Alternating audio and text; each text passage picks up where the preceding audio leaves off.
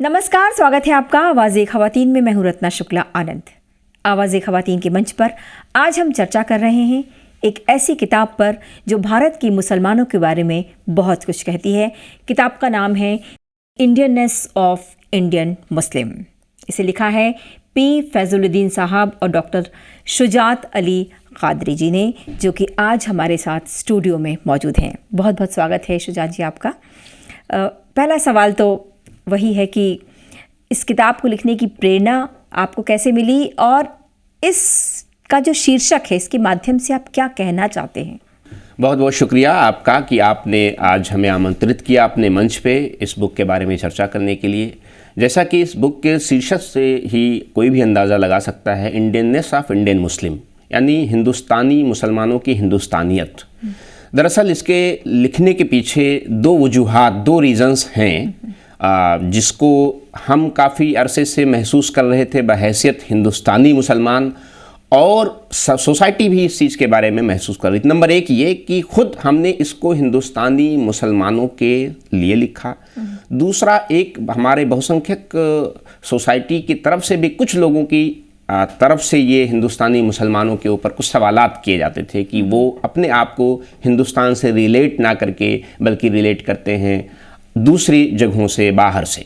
तो हमने इस बुक के माध्यम से ये बताने की कोशिश की है कि बेशक हमारा मज़हब, हमारा धर्म अलग है, लेकिन कल्चर, कस्टम, प्रैक्टिस बहुत सारी हैं जो तकरीबन उसमें समानता मिलेगी आपको, चाहे वो शादी हो या त्यौहार हो या और पहनावा हो, इस इवन की बोलचाल की भाषा है, उन सब में एक रूपता, एक समानता मिलेगी। एक बात। दूसरी बात ये कि हमने मुस्लिम, खासकर मुस्लिम युवाओं को इस बुक के ज़रिए से जो मैसेज देने की कोशिश की है वो ये की है कि इस्लाम कभी भी लोकल कस्टम और कल्चर को मना नहीं करता, उसको एडॉप्ट करने के लिए मना नहीं करता, बल्कि उसको एडॉप्ट करने के लिए वो प्रश्रय देता है।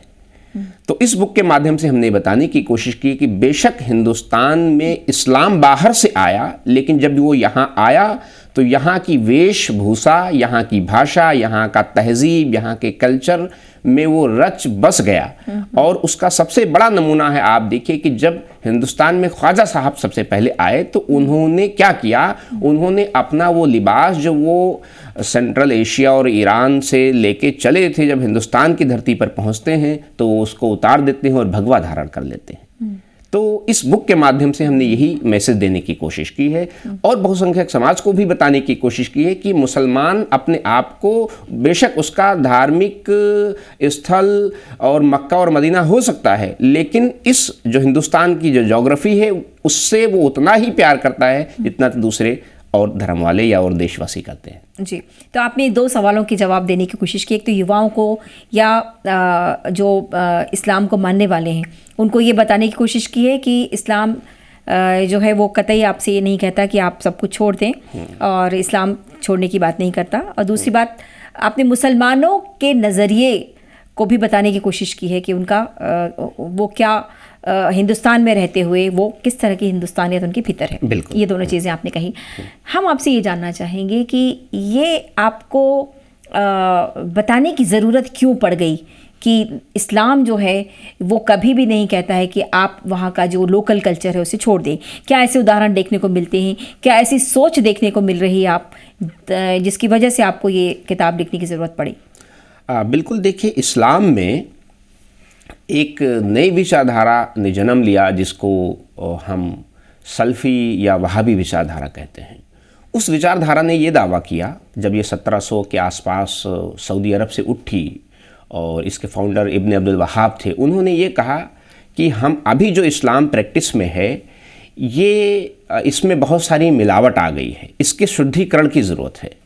तो हमको अपने असलाफ यानी सलफ़ यानी जो पुराने लोग थे उनकी तरफ चलना चाहिए। इसलिए उस मोमेंट को सल्फ़ी मोमेंट भी कहते हैं। उन्होंने इस मोमेंट को शुरू किया और कहा कि इसमें शुद्धिकरण करते हैं, इस्लाम में मिलावट आ गई, लोकल कस्टम आ गया, कल्चर आ गया है, तो इसको हम प्योर करते हैं, प्योर फॉर्म ऑफ इस्लाम लेके आते हैं।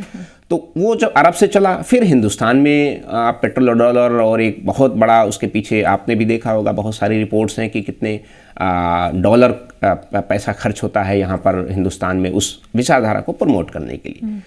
तो वो विचारधारा यहाँ भी आने लग गई, तो यहाँ के युवा भी उससे प्रभावित होने लग गए, सोसाइटी भी प्रभावित होने लगी और खासकर युवा प्रभावित होने लगे, और वो अपने आप को उसी दायरे में सोचने लग गए कि यहाँ का जो इस्लाम है उसमें साहब जो है वो कल्चर और एक दूसरे का मेल खाता है, जबकि ऐसा नहीं होना चाहिए, हमारे नाम भी जो है अलग होने चाहिए।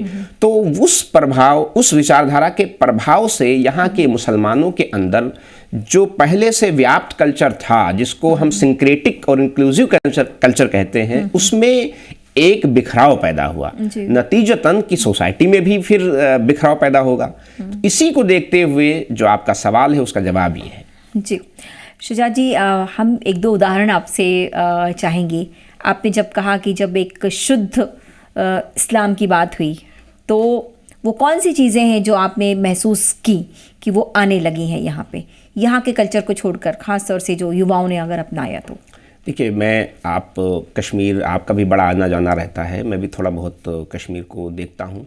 आप देखिए 90 के कश्मीर और 90 के बाद का कश्मीर, 90 से पहले का कश्मीर और 90 के बाद का कश्मीर, आप देखेंगे तो 90 के पहले का जो कश्मीर है उसमें स्कूल का नाम, दुकानों के नाम, सड़क के नाम, घरों के नाम में आपको सिंपल या तो नाम मिलेगा, मतलब ऐसा मान कि अगर किसी ने अपने घर का नाम रखा है तो उसने अपना घर का नाम रख लिया रहबर विला, है ना, आशियाना, इस टाइप का।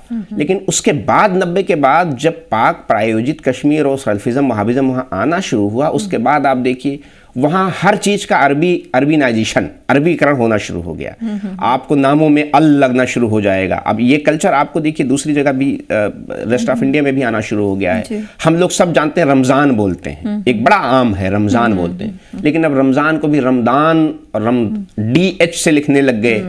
तो वो आप देखिए कि ये सब बहुत ही बेसिक चीज़ें हैं, लेकिन इससे युवाओं के माइंड को प्रभावित करने की कोशिश की गई। जी। तो ये उस कल्चर का प्रभाव है और उसका जीता जागता उदाहरण है। और फिर आज देखिए कि आप 30 सालों में कश्मीर की जो पहले की स्थिति थी, पहले 90 के पहले की वहाँ स्थिति जो थी, अब आज की स्थिति आप देख लीजिए कि किस तरीके से मिलिटेंसी और तशद्दुद और बहुत सारी चीज़ें वहाँ पनप रही हैं। आपके कहने का तात्पर्य ये है कि ये सब कुछ जो है वो एक बहुत ही सोची समझी रणनीति के तहत किया जा रहा है या किया जा रहा था, जो शुरुआत से जो चल रहा था। तो उसकी वजह क्या थी? एक तो वो भी है, और दूसरी बात यह है कि संस्कृति का बहुत ही महत्वपूर्ण योगदान होता है हम सबके जीवन में। वो क्या है? क्या अगर यहाँ के मुसलमान या यहाँ के रहने वाला कोई भी व्यक्ति अपनी जहाँ की भी संस्कृति होती है वो तो उसके अंदर रची बसी रहती है, उसे छोड़कर वो दूसरी तरफ जाता है, तो क्या उसके नुकसान क्या हैं और फ़ायदे क्या हैं? दोनों ही चीज़ बताए। हाँ, देखिए कल्चर जो है वो किसी भी सोसाइटी को एक आपस में एक बहुत बड़ा एक बॉन्डिंग बना के रखता है। आप बिहार के एरिया में जाएंगी तो आपको देखेंगी कि वहाँ की मुस्लिम औरतें साड़ी पहनी हुई मिलेंगी, और ये जो सिंदूर है और या जो सब माथे पे लगाते हैं वो आपको मिल जाएगा। और इसी तरीके से केरला या दूसरे इलाकों में आप जाएंगी तो वहाँ का जो कल्चर है उस कल्चर के हिसाब से वो अपनी वेशभूषा पहनते हैं। अब जाहिर सी बात है उसको आप एकदम से त्याग के और आप वो लिबास पहनने लगेंगे तो जो आपके आसपास पड़ोस और जो दूसरी सोसाइटी के लोग रहते हैं उनसे आप डिफरेंट दिखेंगे अपने आप को। तो तहजीबों का तसादुम जिसको कहते हैं, क्लेश ऑफ सिविलाइजेशन जो है वो इसी तरह से पैदा होती है। तो इस्लाम ने कभी ये नहीं कहा कि आप जो है, इस्लाम ने कोई लिबास ही नहीं निर्धारित किया है, कोई ये कहे कि ये इस्लामी लिबास है और ये नहीं है, तो ऐसा है नहीं। इस्लाम ने एक पर्टिकुलर बताई है कि यहाँ से यहाँ तक आप ढकिए, औरतों का अलग ढकने का बताया और मर्दों का अलग ढकने का बताया। उसने ये नहीं कहा है कि आप जो है चोगा नीचे तक पहनेंगे वही आपका लिबास होगा इस्लामी, या आप कुर्ता पजामा ही पहनेंगे, ऐसा कहीं नहीं है। आपके कहने का तात्पर्य ये है कि जब संस्कृति या जो रहन सहन के तरीके हैं, खान पान है, बोलचाल है, जब इनसे हम हटने लगते हैं तो बाकी जो दूसरे लोग हैं उनके साथ एक तरह से एक अलगाव हो जाता है, अलगाव हो जाता है, और ये किसी भी एक देश के लिए जो है वो मुश्किल जाहिर सी बात है होता है। तो भारत जिस तरह से एक तरह से यहाँ पर मल्टी कल्चरल सोसाइटी है, तो भारत जैसे देश में इसकी वजह से बहुत सारी परेशानियाँ पैदा हुई। हाँ, मैंने भी जो महसूस किया कि बहुत सारी चीज़ें जो है वो इन्हीं सिविलाइजेशन और ये जो रहन सहन के तरीके से है, इनके बदलाव से भी आई हैं। कश्मीर हमारे पास जीता जागता उदाहरण है, बाकी हम दूसरे जगह छोड़ दें। कश्मीर को अभी मैंने बताया जी जी जी। कि कश्मीर में जो चीज़ें हुई वो यही हुई कि वहाँ का कल्चर और जो कस्टम है, उन्होंने कश्मीरियत को छोड़ा, उसके जो है उन्होंने उस कल्चर को अपनाया जो बाहर से वहाँ पे आया। उसकी वजह से जो और भी वहाँ मिलिटेंसी और भी प्रॉब्लम है, उनमें सब बहुत बड़ी वजह इस चीज़ की है कि उन्होंने कश्मीरियत को छोड़ करके दूसरे कल्चर्स को अपनाना शुरू किया। आपने कश्मीर का मुद्दा उठाया, बहुत ही महत्वपूर्ण ये सवाल है। आपको लगता है कि कश्मीर के जो लोग हैं वो कहीं ना कहीं इन्फ्लुएंस में हैं पाकिस्तान के या दूसरे देशों के, और यही वजह है कि वो कश्मीरियत भी छूट गई, और भारत की सुरक्षा के लिए या उनकी स्वयं की सुरक्षा के लिए या कश्मीर के लिए ये कितना बड़ा जो है वो एक तरह का एक परेशानी का कारण है? देखिए, मैं ये नहीं मानता कि कश्मीर के लोग बाहर के या किसी भी देश के इन्फ्लुएंस में हैं। हाँ, 2-4 लोग हो सकते हैं। देखिए, भारत की ये बड़ी विशेषता है और यहाँ के कॉन्स्टिट्यूशन की विशेषता। देखिए, अगर आप देखिए कि जब भी कहीं कोई ब्लास्ट या कोई टेररिस्ट एक्टिविटीज़ होती हैं जी, कश्मीर ही की बात करें हम, तो हम देखेंगे जी कि वहाँ कश्मीरी बहुत कम इन्वॉल्व होता है। जी, वो पता चलेगा कि वो पाकिस्तान से आए हुए थे, जी, है ना, वो लश्कर के थे, वो यहाँ के थे, वो वहाँ के थे, वो वहीं बाहर के ही आए हुए होते हैं। यानी इतनी सब कोशिशों के बावजूद भारतीय मुस्लिम समाज में पाकिस्तानी या और जिसका भी आप कहें बाहर की एजेंसीज ने वो स्थान अभी नहीं बना पाई हैं और युवाओं को नहीं गुमराह कर पाई, जो कि अच्छी बात है। हाँ, हर सोसाइटी में होता है कि 2-4-5% जो है वो इन्फ्लुएंस में रहते हैं। तो जो मिलिटेंसी या टेररिस्ट एक्टिविटी में इन्फ्लुएंस की बात है, तो उसमें मैं मानता हूँ कि कश्मीर के लोग भी इस चीज़ को अब खासकर अभी जो है पिछले कुछ वर्षों में तो अच्छी तरीके से समझने लगे हैं और उन्होंने अपने आप को उन चीज़ों से दूर करके और मुख्य धारा में खुद आ रहे हैं। आप देखिए, कश्मीर में मैं तो एक रिपोर्ट्स रोज़ देखता हूँ, ट्विटर बहुत सारे हैंडल्स बने हुए हैं जो कश्मीर की उभरती हुई चीज़ों को सामने लाते हैं। खेल के मैदान में, स्पोर्ट्स सेक्टर में, हेल्थ में, इंटरप्रेन्योरशिप में, इवन महिलाओं ने अपने आप को बहुत ही जो है वो डेवलप किया है। स्मॉल स्केल बिजनेस में उन्होंने अपने आप को जो है डेवलप किया हुआ है। तो कश्मीर में काफ़ी तब्दीली आ रही है और कश्मीरी भी इस बात को समझते हैं कि उनका भला भारतीय संविधान के दायरे में जो भी एक्टिविटी करनी है, जो भी अपने अधिकार को जो अपने डिमांड्स को मानना है, मंगवाना है, वो इन्हीं डेमोक्रेटिक सिस्टम के अंदर ही अगर हम मांगेंगे, और भारत सरकार हमें अब तक देती आई है, उसी में दोनों का भला है। आपने एक लिखा है, इसमें अलग से आपका चैप्टर है, Kashmir is vital to the security of Indian Muslims. थोड़ा सा अगर आप हमें संक्षेप में इसको जल्दी से बता दें कि इसमें लबोलुबाब क्या है इस चैप्टर का। देखिए, हमारी जो ये बुक है इसमें हमने कश्मीर पे लेकर बहुत डिटेल में चर्चा की है। तो मैं आपसे ये चाहूँगा कि कश्मीर वाले चैप्टर को हम अलग से डिस्कस करें और आज में इसमें जो शुरू के जो पार्ट्स हैं, हमारे 4 चैप्टर या 5 चैप्टर हैं, उस पर बात करें, क्योंकि कश्मीर एक अहम मुद्दा है, उस पर फिर हम चर्चा कर लेंगे। अच्छा, तो हम दूसरे मुद्दे पर आ जाते हैं। आपने पाकिस्तान का भी इसमें जिक्र किया है, बल्कि अगर हम इसके शुरुआत से ही देखें तो इसमें पाकिस्तान का शुरुआती लाइन्स में ही जिक्र है। तो इसमें जो आपने ख़ास तौर पर लिखा है कि पाकिस्तान वर्सेस इंडियन मुस्लिम्स और Pakistan condemned as the home of terrorism. इसके अलावा आपने जो ख़ास बात इसमें लिखी है कि पाकिस्तान ने हमेशा से भारत के जो मुसलमानों को या माइनॉरिटीज़ को एक तरह से अपने एक हथियार के तौर पर इस्तेमाल किया है, एक माध्यम बनाया है अपने भारत विरोधी गतिविधियों को जो है वो अंजाम देने के लिए या उनको जो है वो उस लक्ष्य को पाने के लिए। तो ये हम आपसे समझना चाहेंगे जी। देखिए, पाकिस्तान जब बना था तो जिन्ना और उनके जो भी लोग थे उन्होंने बनाया तो इस्लाम के नाम पे बनाया था, लेकिन बनते ही इस्लाम के नाम पे जो बना वो टूट गया। आज देखिए, पाकिस्तान जिस मकसद से बना वो फेल है, उसमें एक फेल्ड स्टेट है। आज पाकिस्तान में आप ये बताइए कि वहाँ पे नस्ल के नाम पे, सेक्ट के नाम पे, रीजन के नाम पे बलूचियों को किस तरीके से वहाँ पे दमन किया जाता है बलूचिस्तान का। आप देखते हैं कि उनके यहाँ पाकिस्तान के सबसे ज़्यादा जो नेचुरल रिसोर्सेज के साथ संपन्न राज्य है वो बलूचिस्तान है, लेकिन वही सबसे गरीब है। और बलूचिस्तान के लोगों को किस तरह पाकिस्तान के लोग, इवन आर्मी जो है उनका दमन करती है। तो क्या वो मुस्लिम नहीं है? इसी तरीके से और दूसरे जो ट्राइबल्स हैं उनके साथ भी पाकिस्तान और उसकी स्टेट, उसका एस्टेब्लिशमेंट दमन में लगा रहता है। तो ये कहना कि पाकिस्तान इस्लाम के नाम पे बना था, तो ये जिन लोगों को वो मार रहे हैं या जिन लोगों को वो दमन कर रहे हैं वो कौन हैं? वो भी तो मुस्लिम हैं। तो अपने ही स्टेटमेंट में और अपने ही मोटो में पाकिस्तान फेल हो चुका है। दूसरा, आप देखिए कि वहाँ कोई ऐसा त्यौहार नहीं गुजरता होगा जिसमें बर्दाश्त नहीं। अभी इस बीते ईद मिलादुन नबी यानी प्रॉफिट मोहम्मद सल्लल्लाहु अलैहि वसल्लम को पूरी दुनिया के मुसलमान अपनी जान से ज़्यादा प्यार करते हैं। उनके सेलिब्रेशन में आपने देखा कि कितना बड़ा ब्लास्ट हुआ और कई लोग उसमें मारे गए। तो किसने किया वहाँ आकर के? तो पाकिस्तान के मुसलमानों में और हिंदुस्तान के मुसलमानों में इतना बड़ा फ़र्क, तो आप यही देख लीजिए कि यहाँ मुसलमान एक दूसरे के ऊपर ना कोई लाठी चलाता है, ना कोई बम बरसाता है, ना वो बिहार का मुसलमान है, उत्तर प्रदेश का मुसलमान है इस नाम पे डिस्क्रिमिनेट करता है। जबकि हम एक सेकुलर राष्ट्र में रह रहे हैं, एक सेकुलर देश में रह रहे हैं जी।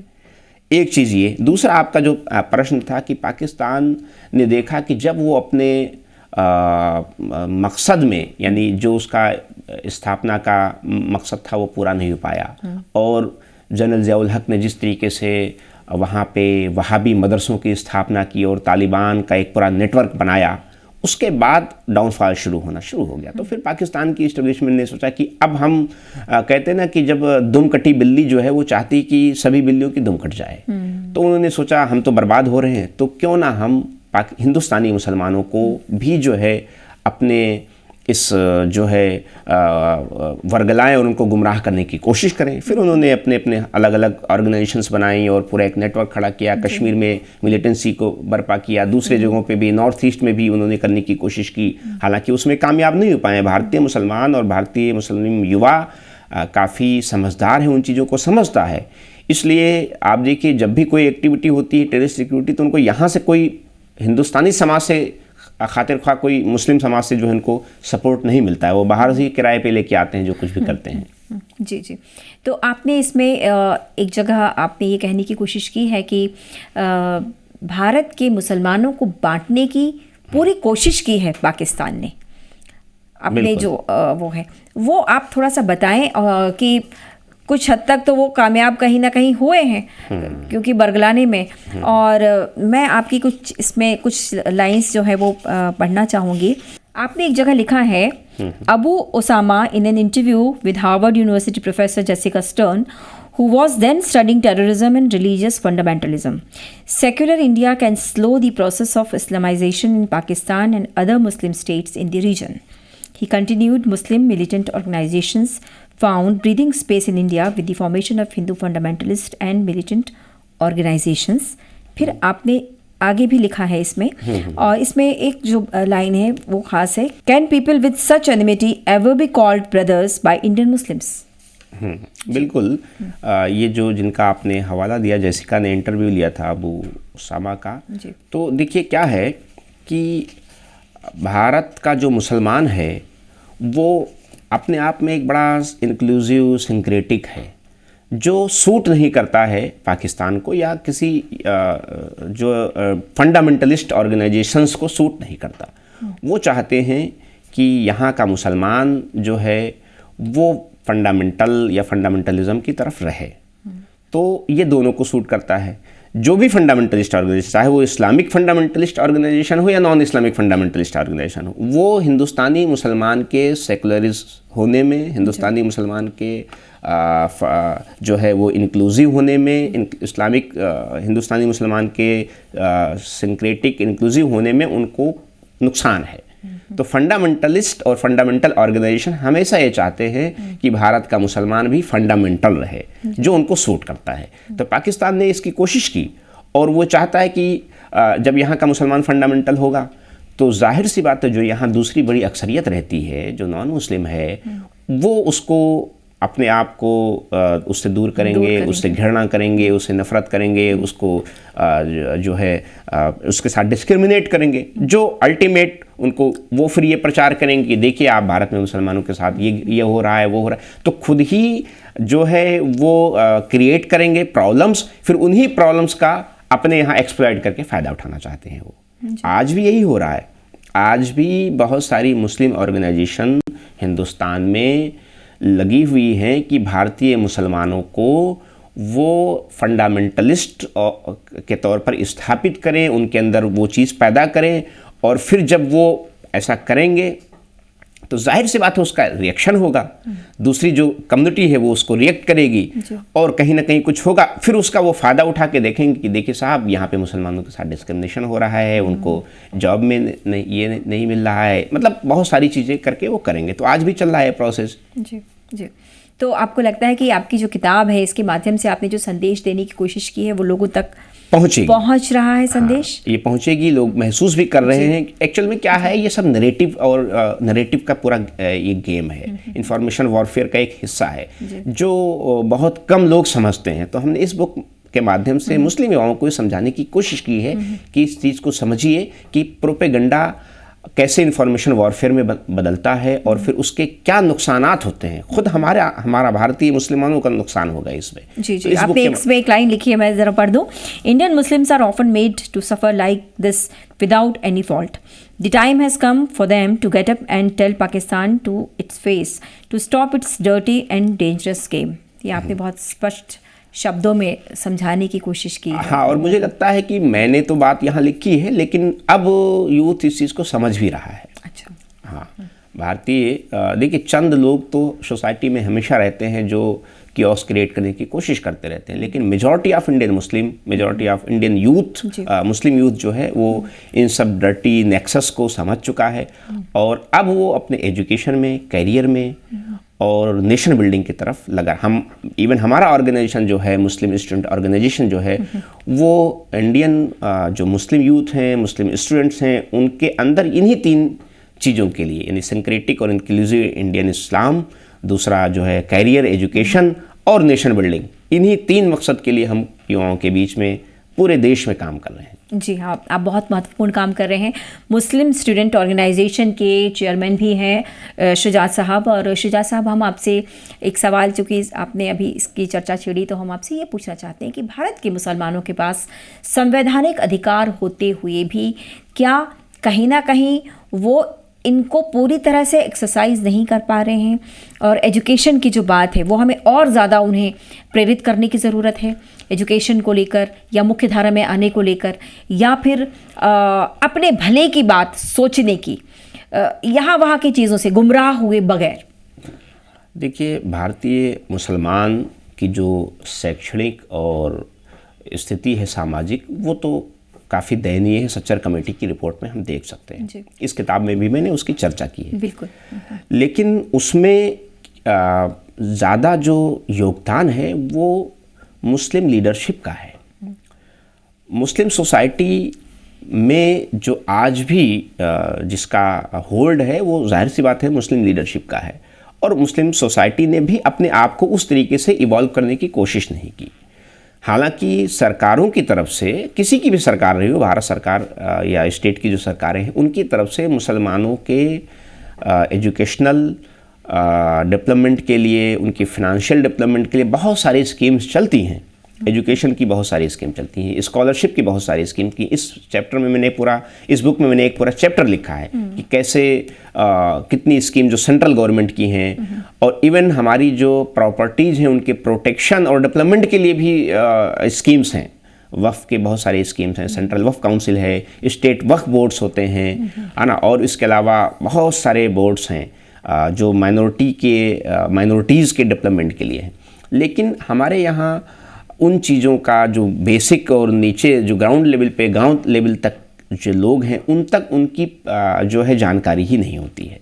मैं एक आपको बताता हूँ एग्जाम्पल लेकर के कि पिछले यूपीए गवर्नमेंट में 2014 के में ही शायद या 13 के आखिर में जैन को भी माइनॉरिटी में शामिल कर लिया गया। हालांकि जैन संपन्न समाज है, लेकिन उनको माइनॉरिटीज़ में चूँकि संख्या के आधार पर माइनॉरिटी डिसाइड है यहाँ पर, तो उनको शामिल कर लिया गया। हमने ये देखा कि उसके बाद क्या हुआ कि जैन समाज संपन्न है, पढ़ा लिखा है, एजुकेशनल है, जैन समाज ने अपने आप को और ज़्यादा एम्पावर कर लिया। क्यों? क्योंकि वो उनके यहाँ एजुकेशन अच्छा खासा है, उनके यहाँ बिजनेस भी है, तो उनको सारी चीज़ें पता है। उन्होंने कैंप्स लगाए, उनके जो लीडरशिप है, जो सोसाइटी की लीडरशिप है, कम्युनिटी लीडरशिप है, उन्होंने कैंप्स लगाने शुरू किए और फिर जो भी स्कीम्स हैं उसको नीचे तक लेके गए। मुस्लिम सोसाइटी में ये प्रोसेस काफ़ी स्लो है। हालांकि अब लोग जो NGOs हैं और ये काम कर रही हैं और वो कोशिश कर रही हैं कि एजुकेशन में अवेयरनेस लाया जाए और वो जो स्कीम्स जो सरकार चला रही है उसका फ़ायदा पहुंचाया जाए। आप देखिए माइनॉरिटीज़ के बहुत सारा जो फंड है वो लैप्स हो जाता है, खर्च ही नहीं हो पाता है। इसमें कहाँ कमी है? आपने कहा कि वो जो रहनुमा है, जो अपने आप को तथाकथित, जो एक तरह से उनको वो अपने आप को प्रतिनिधित्व करने वाला बताते हैं कि भाई हम ही एक खास प्रतिनिधि हैं, आपको लगता है उन्हीं की सोच में कहीं ना कहीं कुछ गड़बड़ी है? वो खुद अवेयर नहीं होते हैं जी, वो इन स्कीमों से वो खुद अवेयर नहीं होते। जो भी सरकार की स्कीमें चलती है उनसे उनको खुद आगाही नहीं होती, वो नहीं जानते कि क्या चल रही क्या नहीं। जब वो खुद नहीं जानते हैं तो वो क्या बात करेंगे। दूसरा ये कि देखिए क्या है ना, निगेटिव चीज़ों के प्रचार में और उसमें हमें प्रचार में आसानी भी होती है, लोग अट्रैक्ट भी जल्दी होते हैं। ये बड़ी महत्वपूर्ण आपने बात कही जी। तो चाहे हमारा लीडर हो या आवाम हो, वो दोनों वही सुनना चाहते हैं, वो विक्टिम बन के ही जो है खुश रहना चाहते हैं। आपका कहना है कि कहीं ना कहीं गुमराह है, भय के साए में जी रहा है मुसलमान? नहीं, भय के जब आप निगेटिव की बात कर रहे हैं तो वो कहीं ना कहीं भय है ना भीतर। हाँ, भय नहीं, असल में भय और विक्टिमहुड दोनों अलग अलग चीज़ें हैं। भय तो डरा हुआ और सहमा हुआ सा है, हो सकता है, लेकिन मैं तो नहीं मानता कि मुस्लिम सोसाइटी के अंदर कोई भय है या विक्टिम या कोई डरा हुआ सा है। लेकिन विक्टिमहुड की भावना उसके अंदर रहती है कि हमारे साथ ये नहीं होता है, हमारे स्कूलों जो हमारे इलाके होते हैं, मोहल्ले होते हैं, उसमें सफाई नहीं होती। वो मतलब एक नैरेटिव है, वो उसी में जीते रहना चाहता है और ये ज़ौम रहता है उसको कि हमने 600 साल हुकूमत, यानी वास्तविकता से दूर कल्पना की दुनिया में और पुरानी पास्ट में जीता रहता है कि हमने 600 साल हुकूमत की है। तो वो तब की होगी, अभी तो नहीं है ना। अभी क्या है आपके पास? कुल मिला के ये है कि इस वजह से वो अपने हक में जो चीज़ें हैं उनको भी नहीं देख पा रहा है, जो योजनाएं हैं वो भी नहीं देख पा रहा और उनका लाभ नहीं ले पा रहा। क्या इसका उपाय क्या है? इसका उपाय ये है कि यूथ लीडरशिप मुस्लिम सोसाइटी में डेवलप हो, जो अब हो रही है। आपने देखा पिछले कई जो बहुत सारे मूवमेंट्स हुए उसमें तथाकथित जो ये इस्टेब्लिश्ड लीडर थे उनकी यूथ ने और जो नई यंग जनरेशन है उन्होंने उनको रिजेक्ट किया। इवन जब दिल्ली का ये पूरा CNRC मूवमेंट चल रहा था, आपको याद होगा, एक बड़े लीडर हैं इस्लामिक कम्युनिटी के, ऑर्गेनाइजेशन भी बड़ी चलाते हैं, उनको लड़कियों ने यहीं दिल्ली में कहीं पे दिल्ली पुलिस मुख्यालय पे या कहीं पे था, वो गए थे कुछ समझाने, तो उनको वहाँ से वापस आना पड़ा। उनकी एक भी बात नहीं सुनी। एक बड़े लीडर हैं, वो इंटरनेशनल फेम के लीडर हैं। तो यंग लीडरशिप पैदा हो रही है और अच्छी बात यह है कि वुमेन और जो है गर्ल्स लीडरशिप पैदा हो रही है, जो जाहिर सी बात है इसमें टाइम लगेगा। ट्रांसफॉर्मेशन ऑफ सोसाइटी में कोई एक दिन में नहीं हो जाता, इसमें 5 साल 10 साल 20 साल लगता है। तो आने वाले समय में यंग लीडरशिप यही उभर के सामने आएगी और जो देखेगी कि उसका भला क्या है, सोसाइटी का भला क्या है, ना कि जो है ये जो ऑर्गेनाइजेशंस या जो इस्टेब्लिश्ड लीडर हैं वो जाके सौदा कर लेते थे। वो अब चीज़ें ख़त्म होने वाली हैं। जो मैं आपकी बात को समझ पा रही हूँ उसके मायने ये हैं कि भारत के मुसलमानों को भी अब ये समझ आ रहा है या वो समझ जाएंगे अब और धीरे धीरे, जैसे आपने कहा कि जो यंग लीडरशिप आ रही है कि हम यहीं के रहने वाले हैं और यहीं की हमारी संस्कृति है और हमें यहीं रहना है और साथ साथ रहना है। तो उसके लिए हम बेहतर अपने आप को कैसे बना सकते हैं और रह सकते हैं, यही मुख्य बात है। आपने लिखा है कि Indian Muslims are better Muslims. कैसे? देखिए, पहली बात ये कि इंडियन इसको मैं आपको ऐसे बताता हूँ, अगर कंपैरिजन करें पाकिस्तान से। मैं अभी पिछले 2 महीने पहले तुर्की गया था फादर के साथ में वहाँ ज़ियारत करने। तो वहाँ पे हमें जो बातचीत हुई तो हमने देखा कि वहाँ के लोगों को जब पहले तो वो देखा तो चूँकि फादर हमारे कुर्ता पजामा में थे, मैं तो पैंट शर्ट में था, लेकिन हम लोगों को इंडियन या पाकिस्तानी यही समझ रहे थे। तो पहले उन्होंने कोई बातचीत नहीं किया वहाँ के लोग। एक मस्जिद में गए हम, लेकिन फिर वहाँ पे जब मैंने खुद चल के बात की और मैं बताया मैं इंडियन हूँ तो उन्होंने बहुत रिस्पेक्ट दिया। बिठाला अपने पास में, पूछा, बातचीत की। फिर मैंने पूछा कि आप अभी जो हमें अजीब सा देख रहे थे और अब जो है आप, जब मैंने बताया कि मैं इंडिया से हूँ, दिल्ली से हूँ, तो आपने इतनी खातिर तवज्जो की। तो उन्होंने कहा मैं पहले आपको पाकिस्तानी समझ रहा था। तो मैंने कहा ऐसा क्या मतलब है? तो फिर उन्होंने बताया कि किस तरीके से पाकिस्तानी डायस्पोरा ने तुर्की के अंदर जो है एक नेगेटिव इमेज बनाई हुई है। तो शक्ल से तो हमारे कहीं लिखा नहीं था कि हम इंडियन हैं। अब यहाँ का हुलिया तो एक जैसा ही है। तो क्या क्या है, पाकिस्तान की डायस्पोरा कहीं भी गई है, वो ड्रग्स में, चोरी में, क्रिमिनल एक्टिविटीज़ में, इन सब में उन्होंने बाद में बताया मुझे एक इन्वॉल्व रहते हैं। तो बहैसियत मुसलमान, अगर आप मुसलमान कहते हैं, बहैसियत इंसान भी चीज़ें गलत हैं, लेकिन जब आप मुसलमान अपने आप को कहते हैं तो ये और आप पे लाजिम हो जाता है कि आप एक अच्छे जो आपके धर्म में बताया गया उसको अच्छे से फॉलो करें। इनको तो हराम और इन सब चीज़ों को तो वैसे मना किया गया है, लेकिन वहाँ पे एक्टिविटी कर रहे हैं। इनके बनिस्बत जो इंडियन मुस्लिम हैं वो हार्ड वर्कर हैं, वो मेहनत करते हैं, वो कोई बाईपास रास्ता नहीं ढूंढते, कोई जिसको हम आम तौर पर यहाँ जुगाड़ बोलते हैं वो नहीं सोचते कि इसके ज़रिए हम तरक्की कर ले या जो है वो बटरिंग करके तरक्की कर ले। ये कैरेक्टर है हमारा, कैरेक्टर है, ये हमारा कैरेक्टर है, इंडियन मुस्लिम का कैरेक्टर है, या हम कहें कि पूरे हिंदुस्तान के लोगों का कैरेक्टर है, पूरे हिंदुस्तान, क्योंकि हमारी हिंदुस्तानियत है। एग्जैक्टली जी जी। और यही सिर्फ ये तुर्की में नहीं, आप पूरे जीसीसी में चले जाइए, आप दुबई में चले जाइए, दुबई में बहुत सारी कंपनीज में तो मिस्रियों को और पाकिस्तानियों को नौकरी नहीं दी जाती, इंडियन को दे देते हैं। वो इंडियन भले ही नॉन मुस्लिम हो, उसको दे देंगे वो, लेकिन मिस्री और पाकिस्तानियों को मतलब मना नहीं है रूल में, लेकिन वो उन्होंने अपने दिल में बता रखा है कि हमें नहीं देना है। बहुत ही महत्वपूर्ण, बहुत अच्छी बात कही आपने कि भारतीय, हम यहाँ पे अब मुसलमान या हिंदू की बात नहीं कहेंगे या किसी और की बात कहेंगे, कि भारतीयों की अगर इज्जत है बाहर तो ये बहुत बड़ी बात है।